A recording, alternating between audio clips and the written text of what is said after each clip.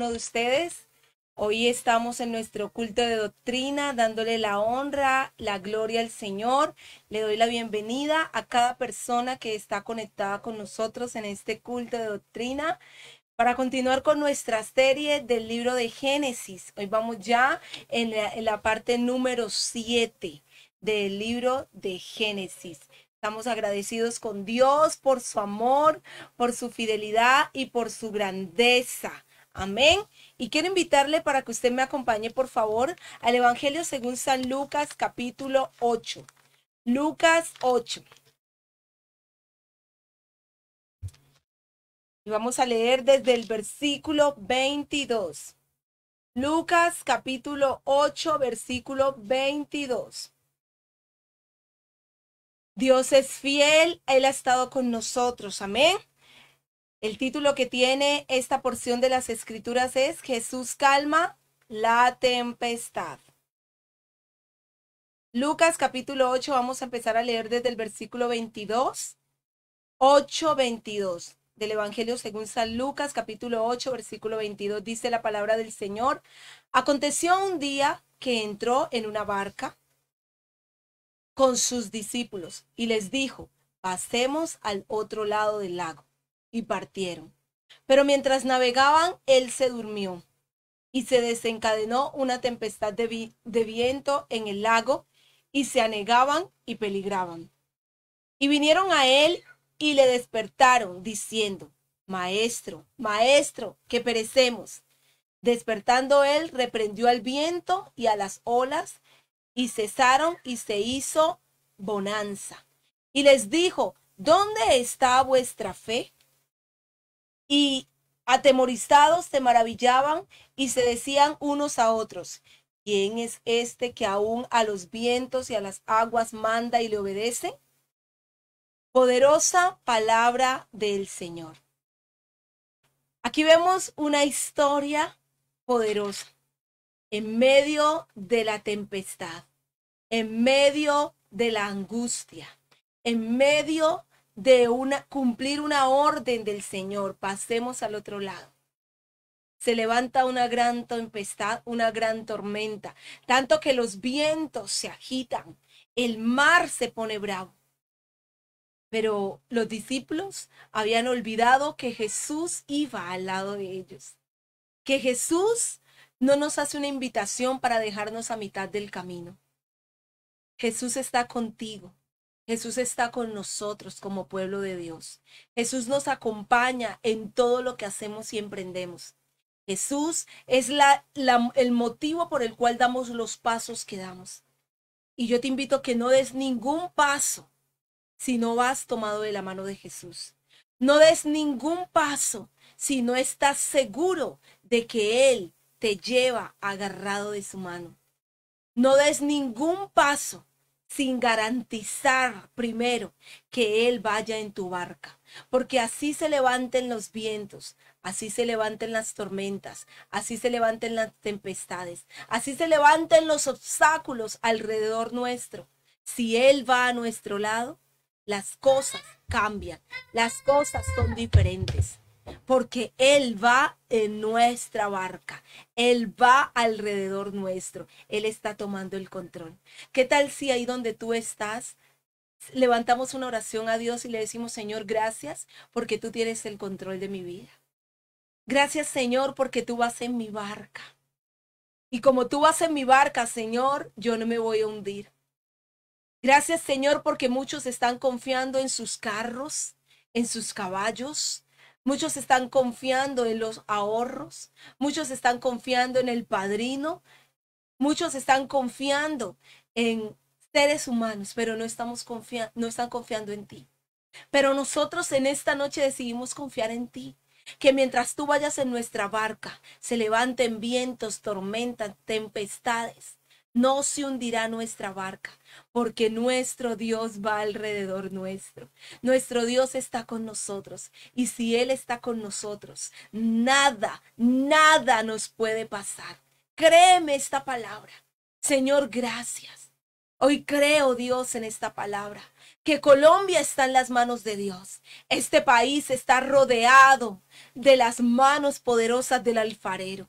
Que los ojos de Jehová están sobre las naciones, que esta pandemia, este coronavirus que nos ha visitado ya durante más de 7 meses, Señor, ya llevamos 7 meses en esto, Señor. Hoy te pedimos tu compañía. Hoy te pedimos tu asistencia. Hoy te pedimos, Señor, que nos visites.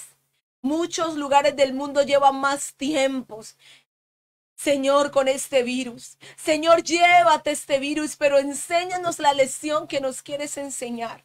Yo te pido, Espíritu Santo, que visites nuestra casa. Padre, creemos en tu palabra, creemos en lo que tú has hablado acerca de nuestra casa, acerca de nuestra vida. Creemos lo que tú has hablado acerca de nuestra nación. No nos damos por vencidos, no desmayamos, Señor, porque tú eres Dios bueno, porque tú eres Dios grande, tú eres sublime, poderoso. Tú vas delante de nosotros como poderoso gigante. Señor, bendice cada familia que está conectada hoy. Bendice cada vida, Señor. Extendemos tu gracia, tu cobertura, tu favor, Señor, alrededor de nuestras vidas. Y te pedimos que el poder de tu Espíritu Santo vaya con nosotros. Señor, guarda nuestras familias, que cada día ellos corran hacia ti, porque estar contigo es lo mejor que le puede pasar al ser humano. Estar contigo fue la mejor decisión, Señor, que tomamos en algún momento de nuestra vida. Y yo te invito a que si tú no te has decidido por Jesús, hoy es tu oportunidad para que tú le digas a Jesús, Señor Jesús, yo quiero, Espíritu Santo, aceptar a Cristo en mi corazón. Yo quiero que Cristo sea el único Señor de mi vida, el único Señor de mi corazón. Yo quiero que Cristo sea el motivo por el cual me muevo, respiro, camino, vivo. Porque Él es el Señor y el Dios de nuestra vida. Señor, bendigo tu nombre y te invito, Señor, que nos acompañes en este culto, que tu presencia vaya delante de nosotros. Señor, que tú hables a nuestras vidas. Señor, que tú respondas con tremendas cosas. Señor, a cada corazón, a cada vida, Espíritu Santo. Que tú seas, Dios, obrando de una manera sobrenatural alrededor de nuestro ser. Señor, que seas tú llevándote toda carga, toda necesidad. Que seas tú llevándote, Señor, toda preocupación, toda ansiedad del corazón del ser humano. Necesitamos estar contigo. Necesitamos conectarnos con el poder de tu Espíritu Santo. Señor, por eso en esta noche yo te quiero pedir, Señor, para que seas tú bendiciendo, Espíritu Santo, cada vida y cada corazón por el poder del Espíritu Santo. Señor, gracias. Gracias te damos en el nombre poderoso de Cristo Jesús. Padre, te honramos y te bendecimos en el nombre de Jesús. En el nombre poderoso de Cristo Jesús nos disponemos para escuchar la palabra del Señor. Yo le invito para que su corazón esté dispuesto para recibir la gracia infinita de nuestro buen Padre. Señor, bendice cada vida, bendice la vida de mi hermano Miguel, su esposa Elvira, de mi hermana Claudia, su esposo Inaudi. Bendice la vida de mi hermana Carlina Viva, Señor, su madre, Espíritu Santo, la vida, Señor, de mi hermana Marcela Pascuasa. Bendice, Señor, cada persona en el nombre de Jesús. Y yo le invito a que usted traiga su Biblia y vamos a escuchar la palabra bendita y santa de nuestro buen Padre. En el nombre poderoso de Cristo Jesús. Amén y amén.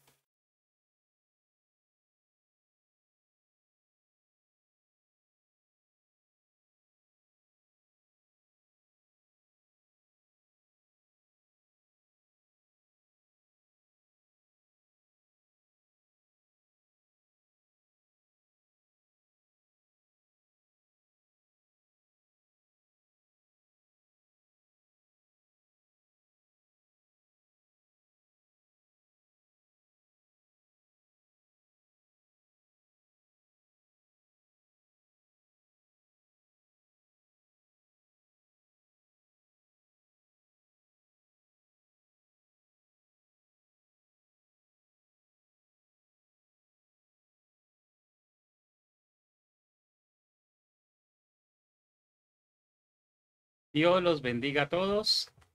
Espero que estén muy bien en por esta preciosa noche que Dios nos regala para estudiar su palabra. Dios es bueno y para siempre es su misericordia. Creemos que Dios está haciendo cosas grandes dentro, fuera de Cali, porque Él tiene el control de todas las cosas. Estamos en una serie llamada Génesis y hoy estaremos tocando ya nuestra parte 7 de esta hermosa serie que hemos llamado Génesis, el principio de todo. Y en la parte 7 estaremos viendo la distribución de las genealogías, distribución de las genealogías. Y en esta parte 7 quiero hacer un pequeño resumen para entender bien. Primero vimos cómo Dios creó el cielo y la tierra, y de allí creó al hombre, pero el hombre lo creó y del hombre salieron dos genealogías. Génesis 3:15, hay una profecía que la simiente de la serpiente y la simiente de la mujer, o la genealogía de la serpiente y la genealogía de la mujer, iban a estar combatiendo entre sí. Después aparece una lista de genealogías, que aparece la lista de la genealogía de Caín, que es la genealogía de la serpiente o de Satanás, y aparece la genealogía de Set, que es la genealogía de Dios. En el capítulo 6 estas dos genealogías se unen. Si se perdiera la genealogía de Dios, no podría nacer el Mesías. Entonces Dios espera hasta que la última familia, que es la familia de Noé, que era perfecta en sus generaciones, es decir, que no se mezcló, espera hasta el último momento y salva a esa familia que no está mezclada y empieza y rehace lo que es el mundo. Destruye el mundo con agua y rehace el mundo con esa familia y con un animal o una pareja de especies de animales impuros y 7 parejas de animales puros. Y hasta ahí quedamos desde la vida de Noé. Entonces estaremos viendo hoy nuestro siguiente capítulo, de esta hermosa serie. Muy bien, entonces vamos a ver aquí un pequeño resumen y en este resumen veremos entonces la distribución de los reinos. Dos generaciones, cómo se distribuyen. Y aquí vamos a ver la generación desde Sem, el hijo de, de Noé. Sem, Arfaxad, Selat, Aber, Peleg. Este Peleg es bien interesante. El nombre Peleg significa literalmente en hebreo terremoto. Y dice el texto que lo pusieron terremoto a causa de que la tierra se dividió en sus días. Y recuerde que yo les hablé del diluvio y que dentro del diluvio había un terremoto mundial donde la tierra se dividió y dejó de ser una pangea y aparecieron los continentes. Reú, Serug, Nacor, Tare y Abraham. Entonces, ¿por qué les muestro esta gráfica? Porque usted debe saber que de Sem viene Abraham. Entonces, eso es importantísimo. Entonces, de Sem viene Abraham. Eso es importante, los dos. Entonces, de Sem aparece Abraham. Entonces, tenga en cuenta esta parte. De la genealogía de Sem va a aparecer Abraham. Eso es bien importante e interesante para aprenderlo. Entonces dice Génesis 9, 20 y al 22. Después comenzó Noé a labrar la tierra y plantó una viña y bebió del vino y se embriagó y estaba descubierto en medio de su tienda. Y Cam, padre de Canaán, vio la desnudez de su padre y lo dijo a sus dos hermanos que estaban fuera. Cuando dice después, estamos hablando después del diluvio. ¿Se acuerda que la parte 6 que la vimos la semana pasada fue la parte del diluvio, todo lo que sucede? Entonces, después del diluvio, Abraham cometió un error. Se embriagó. Y cuando se embriagó, su hijo, Cam, vio su desnudez. Vio su desnudez. En la ley podemos apreciar que no podemos ver la desnudez de nuestros padres. Eso es pecado delante de los ojos del Señor.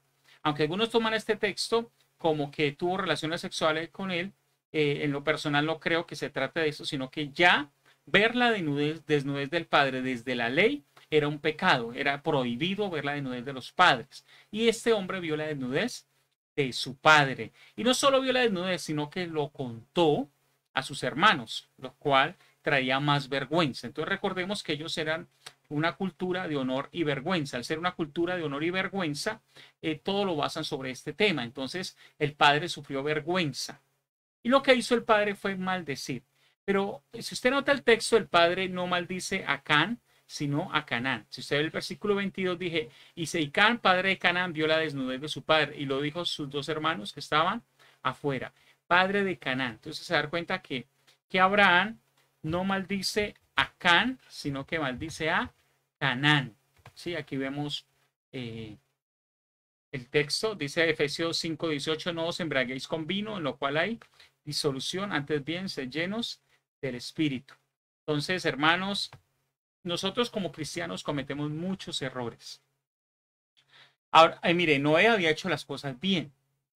Cuando la tierra estaba pervertida, cuando había mucho pecado, Noé se guardó. Pero ahora la tierra está vacía, la tierra no está pervertida y Noé comete un error. Se fresqueó, como decimos los colombianos. Se fresqueó ahora que las cosas ya pasaron, que pasó el momento de dificultad. Generalmente muchos cristianos pecan porque pierden o se descuidan pensando que todo va a estar bien. Y toman momentos como de vacaciones espirituales, como Noé le dio por hacerse un vino y terminó emborrachándose. Entonces nosotros debemos aprender que debemos cuidarnos en todo tiempo, no solo en algunos momentos, sino en todo tiempo, porque el mínimo descuido, hermano, nos puede hacer dañar nuestra relación con Dios y nos puede hacer dañar nuestra generación. Este descuido de Noé, este pecado de Noé, dañó sus generaciones. Y eso es lo que vamos a ver. Este pecado trajo una división sobre sus generaciones. Entonces fue más grave de lo que usted se puede imaginar. Ningún pecado es inocente. Ningún pecado viene y no trae ningún tipo de consecuencia a nuestra vida. Los pecados traen consecuencias. Y la consecuencia es que vuelve a suceder una división de las generaciones, hermano. Ese es el pecado que vuelve a suceder. Una división de las generaciones. Entonces, si usted se da cuenta acá, mire, está ahí Noé, y acá en Génesis 9:25 dice, y dijo, maldito sea Canaán. Si nota que no maldice a Can, sino a Canaán. Entonces, Noé no maldice a Can, sino a las generaciones de Can. Las generaciones de Can era su hijo hacia abajo, su descendencia. Maldito sea Canaán, siervo de siervo será a sus hermanos. Y ahora veamos qué dice de Sem. Sem dice, dijo más, bendito sea por Jehová mi Dios Sem, y sea Canaán su siervo. Tremendo eso, sea Canaán su siervo. ¿Por qué aparece en rojo? Y también no hay por qué lo pongo en rojo, porque estoy indicando que es la línea genealógica mesiánica. Entonces por eso aparece en rojo, es solamente un símbolo.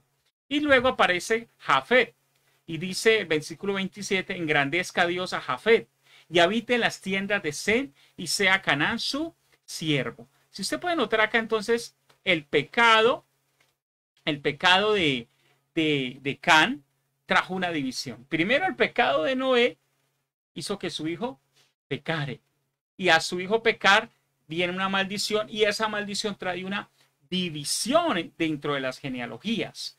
Entonces se vuelve a dividir esto, así como se había dividido con Caín y se había dividido con Set, ahora se está dividiendo con Can y con Sem, para que entendamos. Pero lo excelente es que en el caso de Jafet, Dios lo une a Sem. Dice, habite en las tiendas de Sem. Jafet, habite en las tiendas de Sem. O sea, une la familia, no como esclavo como en el caso de Can, sino que une esa familia. Entonces es bien importante, es decir, que es muy necesario entender la genealogía de aquí para adelante. Y yo quiero animar a aquellos que leen la Biblia, ustedes que son juiciosos y se leen la Biblia en un año, quiero animarlos, porque a que lean genealogías. Una vez lee la genealogía, ¡ay, qué pereza! Pero las genealogías traen un resumen de la historia. También trae una introducción de personajes, es decir, cuando hay genealogías, porque van a introducir personajes. Eso es bien importante. Y también nos enseña la línea mesiánica. Entonces, cuando se encuentre la genealogía, disfrútela y trate de sacarle por lo menos estas tres cosas. que le acabo de decir a las genealogías, ¿ok? Muy bien, entonces hay distribuciones. El capítulo 10 de Génesis es un capítulo de distribución de la tierra. El capítulo 10 y el capítulo 11 de Génesis son paralelos, no son lineales, son paralelos. Entonces, si usted de pronto lee, voy a buscar acá en mi Biblia el capítulo 10 de Génesis, dice, estas son las genealogías de los hijos de Noé, Sem, Cam y Jafet. Estoy leyendo Génesis 10:1, a quienes nacieron hijos después del diluvio. Entonces usted nota, vuelve e introduce el tema de las genealogías. Entonces en el capítulo 10 lo que se dedica es a mostrar las genealogías y cómo fueron distribuidas. Dice, los hijos de Jafet, Gomer, y empieza a hacer una lista de ellos. Pero llega un versículo acá. Dices, ¿cuál es el versículo 32? Dice, estas son las familias de los hijos de Noé, por su descendencia, sus naciones, y eso se esparcieron las naciones en la tierra después del diluvio. Entonces, si usted se da cuenta, en el capítulo 10 ellos ya hablaban varias lenguas. ¿Sí? Dice en el capítulo 10 que fueron distribuidos por lenguas. Entonces ellos ya hablaban varias lenguas, pero en el capítulo 11 dice que se hablaba una sola lengua. Entonces algunos al leer el capítulo 10 y ver que se hablaban varias lenguas, y leer el capítulo 11 y ver que se hablaba una lengua, entran en confusión. Pero lo que pasa es que el capítulo 10 y el capítulo 11 están en paralelo, solo que el capítulo 10 muestra las generaciones o genealogías y dónde fueron puestas, cómo fueron distribuidas, y el capítulo 11 muestra lo que pasó, por lo cual Dios distribuyó la tierra. ¿Cuál fue el evento que distribuyó la tierra? ¿Ok? Entonces, Dios le da una herencia a los 3 hijos, o un territorio a los 3 hijos de Noé. ¿Sí? A Cam, a Sem y a Jafet. Y yo quiero que usted vea algo de este territorio que es bien especial. Entonces, esté muy atento, le voy a mostrar aquí. Mire, entonces Noé tiene a Jafet. Jafet lo puse con verde para que podamos distinguir a las personas. Jafet estuvo en la parte de Europa y Asia. Entonces, cuando son distribuidos, Jafet queda tocando la parte de Europa y Asia. El mejor hijo, que es Sem, se le entrega solo una parte pequeña, que es allí en la parte de Canaán. Y a Cam, que es el de la maldición, se le entrega una gran parte que es África. ¿Sí? Entonces, uno puede decir, ¿por qué? ¿Por qué si Sem es el hijo de la bendición, por qué tiene tan poquito? ¿Sí? Si Cam es el maldito, ¿por qué te quedo con tanto espacio? Y si Sem es el de la bendición, ¿por qué quedo con tan poco espacio? Y lo mismo nos preguntamos nosotros cuando somos creyentes. Yo me he hecho esa pregunta. Señor, ¿yo por qué soy siervo tuyo y tengo a veces falta de esto? No estoy hablando de algo de lo necesario, pero a veces quisiera tener otras cosas. Por ejemplo, ay, Señor, a veces me gustaría tener una casa propia. Todavía no tengo casa propia, Señor. ¿Qué pasa, Señor? Quisiera tener esto, aquello, o qué está pasando. Y a veces nosotros entramos en esas crisis y el enemigo nos mete a la cabeza que si yo estoy bien con Dios, ¿por qué tengo tan poquito? Supuestamente. Y no entendemos lo que Dios nos da. Y es que a veces Dios no mide las cosas por el tamaño, sino por la importancia. Entonces recuerde que la bendición no se mide por el tamaño, sino por la importancia, por el propósito. Entonces, ¿por qué Dios le entrega esta tierra a Sem? Porque esta parte pertenecía a lo que conocemos como la tierra prometida. Esta parte donde está allí, la parte naranja, donde está la figura naranja, allí, hermano, se iba a establecer la tierra prometida. Allí Dios iba a crear una nación que se llamaría Israel, hermano. Entonces, Dios le entregó la parte más pequeña a Sem, pero le entregó la parte más importante, la parte o la tierra de mayor bendición, donde después se llamó la tierra prometida. Tremendo esto, hermano. Entonces no se ponga a medirse con los demás. ¿Por qué Dios me da tan poco a los demás tanto? No se mida. Disfrute el propósito por el cual Dios le ha entregado las cosas. Disfrute ese propósito. ¿Por qué Dios me dio eso? Esto, disfrútelo. Disfrútelo. Ah, si Dios me dio eso a mí, voy a disfrutarlo. Eso sería lo mejor. No se ponga a pelear con Dios. Disfrute lo que Dios le ha entregado. Eso es lo que usted debe disfrutar. Porque Dios es bueno y sabe por qué nos da las cosas que nos da, amado hermano. Entonces aquí hay una gran enseñanza. ¿Qué tan importante era esta tierra para Dios? ¿Qué tan importante? Entonces mire, quiero que usted lea este versículo conmigo. Dice, Ezequiel 5:5, así ha dicho Jehová el Señor, esta es Jerusalén, la puse en medio de las naciones y de la tierra alrededor de ella. Entonces mire, Jerusalén, viéndolo así como un trébol, Jerusalén está en la mitad.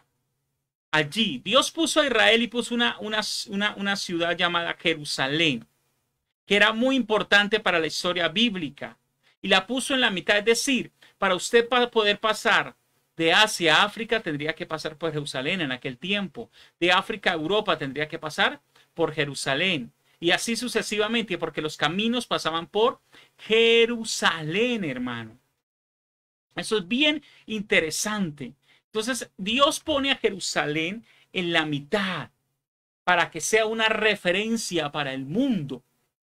Sea una referencia para que el mundo vea el testimonio del pueblo de Dios, para que todos se enteraran lo que estaba haciendo Dios en su pueblo. Y por eso Dios le da esta tierra de bendición, que aunque más pequeña que las otras, era de mayor bendición que las demás. Y Zen, como es el hijo de la promesa, disfruta de esta tierra, hermano. Nosotros somos la iglesia. La iglesia es un pueblo pequeño a comparación del mundo. Somos pocos a comparación del mundo, pero Dios nos ha puesto para que seamos testimonio a las naciones. Dios nos ha puesto, yo soy el pastor de una iglesia pequeña, pues glorificamos a Dios porque Dios nos ha puesto para hacer testimonio a las naciones. Somos personas que a veces somos menospreciadas, pero si hablamos la pura palabra del Señor, podemos ser testimonio a las naciones. Si vivimos conforme a su voluntad, podemos ser testimonio a las naciones. Dios está haciendo cosas maravillosas con nosotros, amados hermanos.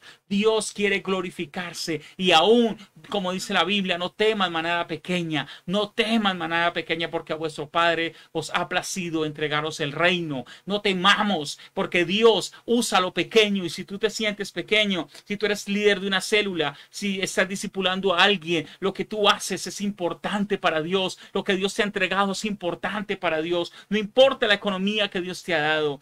Disfrútala y úsala para la gloria del Señor. Dios es bueno y sabe por qué nos da lo que nos da. Entonces usted no se desenfoque de la bendición de Dios. No se desenfoque porque Dios sabe por qué le ha dado lo que le ha dado. Más bien disfrútelo. ¿Ok? Y aquí está de nuevo Noé. Está Noé de nuevo acá, este gran personaje. Can, Cus, Nimrod, rey y cazador. Si usted puede notar, de la descendencia de Can, que es el de la maldición que lo puse con negro, está Cus. Y luego viene Nimrod, o sea, Nimrod es nieto de Can. Es importante que usted memorice esto porque usted va a ver quién es Nimrod. Nimrod fue rey o conquistó, gobernó, reinó sobre la región de Sinar. Y en Sinar construyó Babel, donde viene Babilonia y viene todo el paganismo del mundo. Así que podemos decir que Nimrod es el padre del paganismo del mundo, hermano. Nada más y nada menos. Pero recuerden, Nimrod es nieto de la maldición. Tremendo eso. Y viene también otra ciudad que se llama Erech, Akkad y Calne. Y de la región de Asiria aparece Nínive, que era una ciudad bien mala, que la conocemos en la historia de Jonás. Rehoboth, Cala y Resén. Estas ciudades gobernó Nimrod. Entonces Nimrod es un personaje que aparece allí en el capítulo 10. Y Nimrod es el que promueve la creación de la Torre de Babel. Nimrod es el personaje oscuro de ese momento de la historia. Es el primer rey de la tierra. Es el primero que trata de montar un imperio sobre la tierra, gobernar. Tremendo esto. ¿Se acuerda cuando vimos la vida de Caín? Que Caín hizo una ciudad, ¿cierto? Y trataron de hacer su propia vida y Dios trajo una división. Ahora es este hombre Nimrod que quiere hacer su propia voluntad y quiere reinar sobre la tierra. Y monta la torre de Babel para reinar sobre la tierra, hermano. Eso es bien importante. Y aquí viene entonces el capítulo 11, que se trata del reino humano dominando, ¿sí? Torre de Babel y división de lenguas. Aquí donde el hombre trata de dominar, ¿sí? Entonces dice el texto acá, vamos a leerlo. Dice que había una sola lengua, capítulo 11, versículo 1, estoy leyendo solo lo amarillo, y hallaron una llanura en la tierra de Sinar. ¿A quién pertenecía la tierra de Sinar? Ya vimos que pertenecía a Nimrod, y se establecieron allí, en aquel territorio. Allí se establecieron ellos. Pusieron sus carpas, pusieron sus animales y empezaron a estar en este lugar. Luego dice el versículo 3, hagamos ladrillos y cosámoslos con fuego. Y entonces los hombres empiezan a crear los ladrillos. Ahí podemos ver cómo ellos crean los ladrillos para construir, hacer grandes construcciones. Y con los ladrillos construyen, dice, edifiquemos una ciudad y una torre cuya cúspide llegue al cielo y hagamos un nombre. Mire, muy parecido a lo de Caín. Construyeron una ciudad, ellos construyeron una ciudad, pero le añadieron una torre. Ahí usted puede ver cómo están construyendo la torre de Babel. Y esta torre, dice, una torre que llegue hasta el cielo. La palabra cielo allí no significa que ellos iban a llegar literalmente al cielo. Porque sabemos que si llegasen al cielo hablando de las nubes, no encontrarían a Dios en las nubes porque Dios no está ahí. La palabra es lugar alto para tener contacto espiritual. Lleguemos a una dimensión celestial. Entonces, recordemos que podemos tener contacto con el mundo espiritual de manera legal y de manera ilegal. De manera legal, por medio del Espíritu Santo, podemos tener experiencias con Dios. Pero de manera ilegal también se puede tener experiencias con Dios por medio de demonios. Entonces, lo que hacían era, y todavía se hace, es en los lugares altos, poner centros de idolatría, centros de contactos. Por eso usted en los lugares altos de las ciudades encuentra centros de idolatría donde se busca tener contactos con demonios. Y era para ser guiados por ellos. Tener un nombre y ser guiado, tener una guía espiritual sobrenatural. Tremendo esta parte, hermano. Y a veces no entendemos esto, pero es bien interesante y bien importante. Entonces, Nimrod quiso formar su propio imperio. Ese fue el rey de ese momento, el hombre de Nimrod. Y el pueblo, la generación de Noé, la ley, hagamos un nombre, y el territorio Sinar. Sinar, muy cerca a Babel. ¿Sí? Entonces, para que tengamos en cuenta. Y eso es bien interesante y importante de conocer. Entonces, vamos a leer este texto, Génesis 11:7. Ahora pues, descendamos, dice Dios. Y aquí la palabra, cuando habla en plural, descendamos, vemos un Dios en tres personas. Un solo Dios manifestado en tres personas. Descendamos, hablando del Padre, Hijo y Espíritu Santo. Y confundamos allí su lengua, para que ninguno entienda el habla de su compañero. Así los esparció Jehová desde allí sobre la faz de toda la tierra, y dejaron de edificar la ciudad. Por eso fue llamado el nombre de ella Babel. Mire, entonces viene ahí Babel. Porque allí confundió Jehová el lenguaje de todos en la tierra, y desde allí los esparció sobre la faz de toda la tierra. Importante, ¿sí ve? Entonces ellos construyen la ciudad y construyen la torre, ¿sí? Y la ciudad queda Babel, y de ahí viene Babilonia, y de ahí viene todo el paganismo. ¿Y cómo vino el paganismo? Intentando tener contactos con demonios. Entonces el paganismo viene del mismo corazón del diablo. Eso es importante entenderlo. Nimrod luego se casa y tienen un hijo, y los idolatran, y desde ahí viene la idolatría a la imagen de la pareja, hombre y mujer con el niño, y viene la imagen y se adora en diferentes culturas, se le ponen diferentes nombres, hasta que llega a la cultura romana y le ponen José, María y Jesús, se le ponen al niño, pero eso viene de Nimrod, de su esposa y del niño. Entonces esto es importante también conocerlo. Entonces Dios desciende y les confunde las lenguas. ¿Cuántos idiomas hay en el mundo? Hay más de 7.000 idiomas, además de los idiomas que ya se han perdido. Entonces, conocemos que en el mundo hay más de 7.000 idiomas. Es decir, en ese momento, Dios creó más de 7.000 idiomas. Entonces, ¿cómo se crearon los idiomas? Sobrenaturalmente. Recuerde esto. ¿Usted quiere aprender una lengua nueva? Dígale al Señor, Señor, dame la capacidad de aprender rápido estas lenguas. Hermano, entonces Dios divide la tierra con el lenguaje, con los idiomas. Dios divide la tierra, pero eso entonces hasta Génesis capítulo 11 es la historia de toda la humanidad. Después toda la humanidad se esparcida y dividida y viene el capítulo 12, la historia de Israel, que empieza desde Abraham. Pero así como Dios divide la tierra en el capítulo 11 de Génesis, en el capítulo 2 de Hechos, Dios unifica la fe con lenguas. Con lenguas. Mire lo que dice Hechos 2:4. Y fueron todos llenos del Espíritu Santo y comenzaron a hablar en otras lenguas, según el Espíritu les daba que hablasen.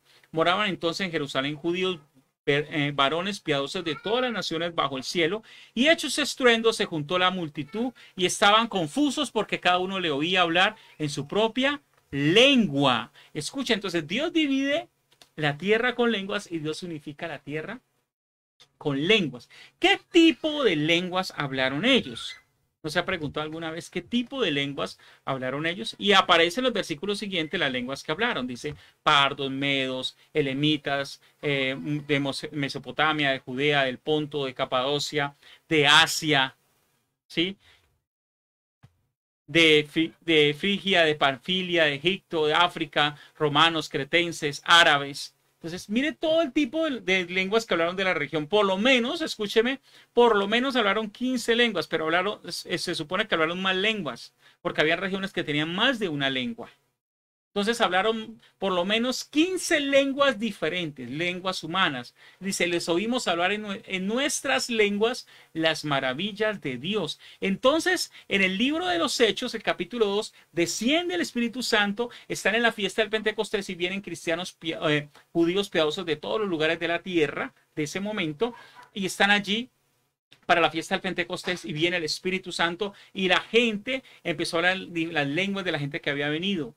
Los discípulos, y empezaron a testificar, los 120 empezaron a testificar de las maravillas de Dios para que ellos se convirtieran. Y muchos se convirtieron y hubo una unificación de la fe de esta manera, amado hermano. Entonces, ¿qué tipo de lenguas da el Espíritu Santo? Ya vimos que el Dios dio las lenguas originalmente, las lenguas humanas, y acá vuelve a dar lenguas humanas. Pero el Espíritu Santo solo da lenguas humanas. Vamos a ver un poco más. Dice 1 Corintios 13:1. Si yo hablase lenguas humanas y angélicas, entonces aquí aparecen dos tipos de lenguas, ¿sí? Lenguas humanas y lenguas angélicas. La palabra o las lenguas humanas se conocen como xenoglosia y las lenguas angélicas se conocen como glosolalia. Lenguas humanas, xenoglosia y lenguas angélicas, glosolalia. Pero si usted lee 1 Corintios, capítulo 14, versículo 18, dice, doy gracias a Dios que hablo en lenguas más que todos vosotros. Esas son palabras de Pablo. Cuando Pablo dice aquí que hablo en lenguas, la palabra griega que se usa allí es glosa. Glosa. Entonces Pablo está diciendo, yo hablo más glosa que todos ustedes. Y la palabra glosa se identifica, es de identidad incierta, por implicación lenguas, pero no se sabe qué tipo de lenguas como tal. Y son lenguas adquiridas no naturalmente. Entonces Pablo está diciendo, yo hablo lenguas adquiridas no naturalmente, lenguas glosa. Entonces, para aquellos que dicen que el Espíritu no da lenguas angélicas, quiero que ustedes sepan, desde el texto original, que Pablo hablaba lenguas angélicas, lenguas glosa. Yo hablo más lenguas glosa, angélicas, que todos ustedes. Entonces no se deje confundir, hermano. Y pídele a Dios lenguas glosa también. Dice, pero en la iglesia prefiero hablar 5 palabras con mi entendimiento, es decir, con lenguas, ¿sí? Humanas, para enseñar también a otros, que 10.000 palabras en lenguas desconocidas. Entonces Pablo hablaba más en lenguas pocas cantidades para traer moveres del Espíritu Santo. Eso es bien importante. Entonces usted pídale al Señor, Señor, dame este tipo de lenguas, Señor. Yo quiero experimentar este tipo de lenguas. Y así quiero terminar esta predicación. Quiero terminar. Entonces recuerde, dos genealogías ahora que se separan. ¿Sí? La genealogía de Can, y empiezan a crear un mundo pagano desde su nieto Nimrod, un mundo pagano, y viene la genealogía de Sem, que es el bendito, y la de Jafet, que es unida a esa genealogía. Y quedan de nuevo dos líneas en la tierra. Y hay una confusión de lenguas, pero Dios trajo lenguas ahora para unificarnos. Y yo quiero orar para que Dios te dé lenguas. ¿Qué tipo de lenguas? Humanas y angélicas. Hay gente que ha sido bautizada por el Espíritu Santo con lenguas humanas también. Y pueden hablar otros idiomas de manera sobrenatural, como pasó en el libro de Hechos capítulo 2. O puede ser llenos del Espíritu Santo y recibir lenguas, hermanos, angélicas. Así que ore. Cierra sus ojos y vamos a clamar al Señor. En el nombre de Jesús, Espíritu Santo de Dios. Muévete, amado Espíritu. Señor, así como en Génesis, Señor, capítulo 11, tú diste lenguas, Señor, hace casi 4000 años, Señor, a los hombres, Padre, sobrenaturales. Y hace casi 2000 años en el libro de los Hechos diste lenguas sobrenaturales. Te pido que des lenguas a los que creen en este momento. Alza tu mano, Espíritu Santo de Dios, derrama de tu espíritu, derrama de tu presencia. Hinda riba conda y azoto riba babacaya. Urebekenda, Jaya, Soto, Riba, Kaya. Trae un avivamiento, Señor. Aquel que está dormido espiritualmente, aquel que está decaído, Señor. Aquel, Señor, que está entrando, Señor, e intenta regresar a ti, que se ha ido de ti y está intentando regresar ya a ti y no ha podido. Te pido que le abras un camino, que él vuelva a sentir tu presencia, que él vuelva a sentir el fuego de la unción del Espíritu Santo. Y Shatarama, Yako, Iribisanda, Kaya, Kanda, Riba, Basaba, Kia. Por la fe en ti, Señor, creo que tú estás levantando tu pueblo. Por la fe en ti creo, Señor, que estás haciendo cosas poderosas en este tiempo. Gracias, Señor, por tu amor. Gracias por tu misericordia. Gracias por tu presencia. Gracias por tu poder. Levántanos, Señor. Trae un avivamiento espiritual dentro de nosotros. Fortalécenos, Señor, que volvamos a creer en lo sobrenatural. Tú eres un Dios sobrenatural, Padre. Ellos creyeron, Señor, que podían llegar de manera ilegal, Señor, al mundo espiritual, pero tú lo detuviste, Señor. Y en Hechos ellos llegaron de manera, Señor, legal a un mundo sobrenatural y tú les abriste, Señor, el camino para que recibieran de ti. Te pedimos que lleguemos, Señor, a un mundo sobrenatural de manera correcta, Señor. Padre, en el nombre de Jesús, esta vez no para establecer un nombre propio, sino para establecer el nombre de Jesucristo, nombre que es sobre todo nombre, para mostrar tu nombre a las naciones, para mostrar tu nombre a las naciones, que tú eres el verdadero Rey, Señor. Ya no el paganismo, ya no la enseñanza en Nimrod, sino tú, Señor. Te levantamos como Rey, te levantamos como Rey de nuestra vida, te levantamos como Rey de nuestro corazón, te levantamos como Rey de nuestro hogar, de nuestra casa, Padre. Destruye toda obra de las tinieblas y establece tu gloria sobre nosotros, Señor, porque tú eres grande y poderoso y tú lo puedes hacer, Padre. En el nombre de Jesús, Señor. Aleluya. Gracias, Señor. Dios los bendiga. Gloria al Señor. Que pasen un buen tiempo en el Señor. Bendiciones a todos.